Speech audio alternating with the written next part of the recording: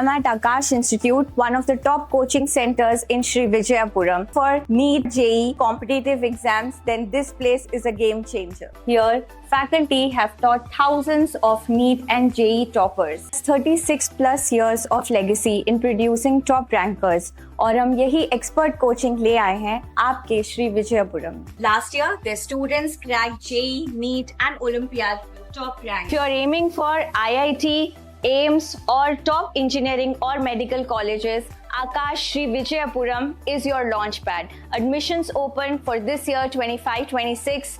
For more details, contact us today. आपके घर के सेफ में, बैंक के वॉल्ट में, ड्रेसर के ड्रॉअर में एक ऐसी चीज है जो इंडिया को स्ट्रॉन्गर बना सकता है. आपका पुराना सोना.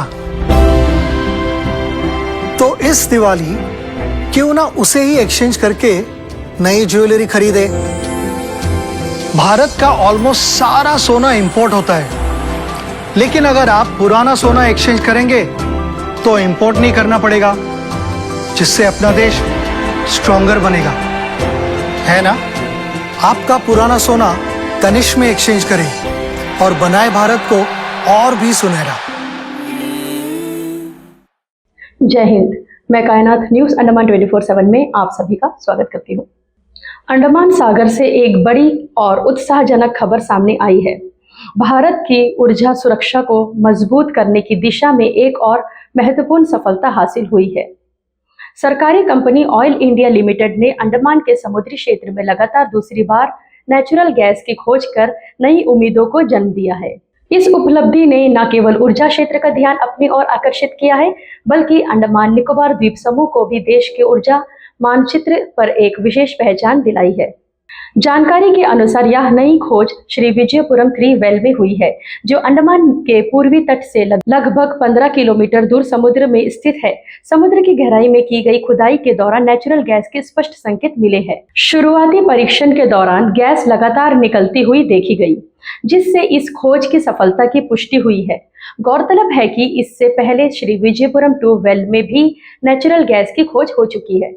लगातार दूसरी सफलता ने यह संकेत दिया है कि अंडमान बेसिन में बड़े स्तर पर हाइड्रोकार्बन संसाधन मौजूद हो सकते हैं.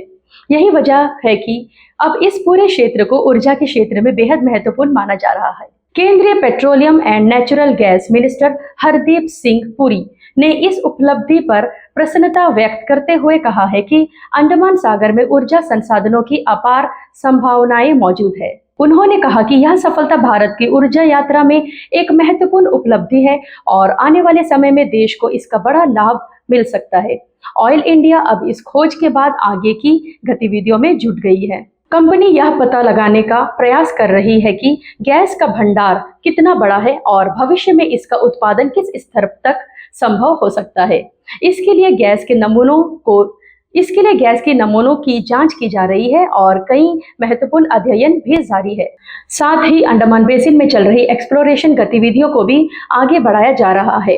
कंपनी द्वारा पहले से उपलब्ध आंकड़ों का अध्ययन किया जा रहा है और ऐसे नए क्षेत्रों की पहचान की जा रही है जहां ऑयल और नेचुरल गैस मिलने की संभावना हो सकती है. विशेषज्ञों का मानना है कि अब तक मिले परिणाम काफी उत्साहजनक है और आने वाले समय में इस क्षेत्र से और भी महत्वपूर्ण जानकारियां सामने आ सकती है. ऊर्जा क्षेत्र के जानकारों का कहना है कि किसी इलाके में लगातार हाइड्रोकार्बन मिलने के संकेत बेहद सकारात्मक माने जाते हैं.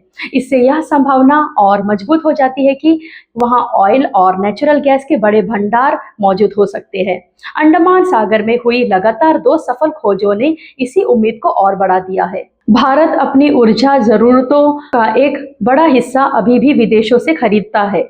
ऐसे में देश के भीतर ऑयल और नेचुरल गैस के नए स्रोतों की खोज बेहद महत्वपूर्ण मानी जाती है. यदि अंडमान बेसिन में पर्याप्त मात्रा में हाइड्रोकार्बन संसाधन उपलब्ध पाए जाते हैं तो इससे विदेशों पर निर्भरता कम हो सकती है और देश को आर्थिक रूप से भी बड़ा लाभ मिल सकता है. इस खोज का असर केवल ऊर्जा क्षेत्र तक सीमित नहीं रहेगा।